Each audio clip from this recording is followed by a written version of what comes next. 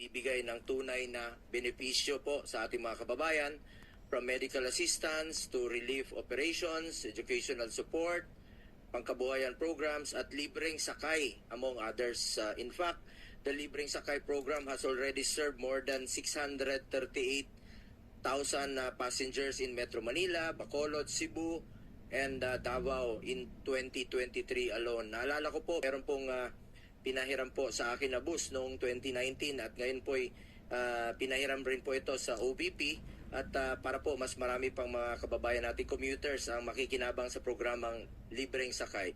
In addition, we recently supported the Office of the Vice President to further augment its free bus rides. May ruta na po ito mula sa PITX hanggang Naik, Cavite at operational na po ito August 14. Malaking tulong po ito sa ating mga commuters dahil ang pamasahe may titipid po nila, 90 pesos hanggang 100 pesos. Bawat piso po ay napakahalaga po ito sa ating mga kababayang Pilipino, lalo-lalo po yung mga mahirap nating kababayan. Ang programang ito ay tunay na nakakatulong sa pagpapagaan ng kanilang araw-araw na pamumuhay, kaya mas lalo pa po dapat natin itong suportahan.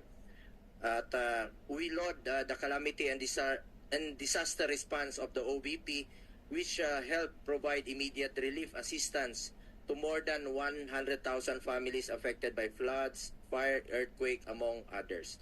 Muli, nais ko pong ihayag ang aking buong suporta po sa budget ng Office of the Vice President. Maraming salamat po, Madam Chair. Thank you, Senator Bongo. I would like to recognize Senator Jinggoy Estrada for his opening. Thank you, Madam Chair. The Office of the Vice President has been an active partner of various government agencies in providing vital services to our kababayan, thus fulfilling its mandate to improve their lives and livelihood.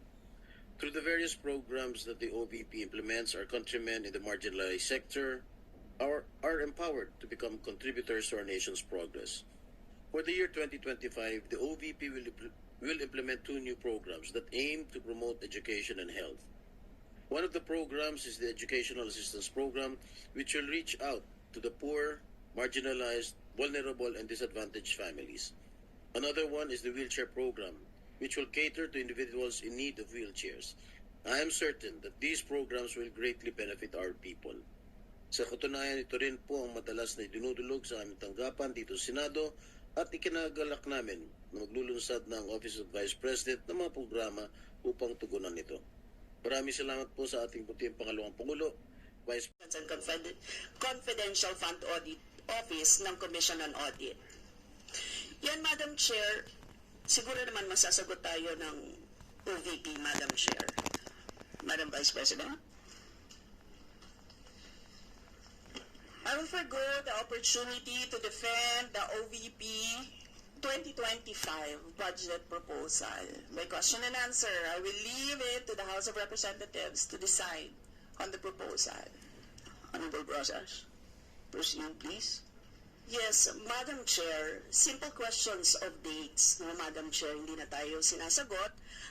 I don't think so nasasagutin niya tayo sa iba pa. So, Madam Chair, let me run down my questions sa iba pa. Madam Chair, yung pagtanong ko sa kailan sinubmit, tapos kung kaya, ibig sabihin yung liquidation report na dated January 10, 2023, it was only submitted to ICFAO on September 18, 2023. And Madam Chair, pinoses ang confidential funds na ito noong 2022. Tatanungin ko rin sana kung aware ang OVP sa Joint Circular Number 2015-01. Kindly wind up. And Madam Chair, for the record, kasi Madam Chair, nakalagay sa item 6.2.2.7 no, ng Joint Circular, all cash advances for CF, for the confidential fund, or intelligence fund shall be liquidated at year-end, Madam Chair.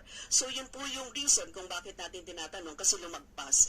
Ibig sabihin, hindi nagko-comply ang OVP sa deadline na nakalagay sa joint circular na dapat niliquidate na ang cash advance para sa confidential funds ng 2022 noong December 22 pa lamang. 2022 pa lamang. Yun po yung year-end niya. Pero nakita niya naman January. So, Madam Chair, those are simple questions na kayang-kayang sagutin ng OVP, but never na sinagot ng OVP, Madam Chair. So, Madam Chair, sana man lang kayo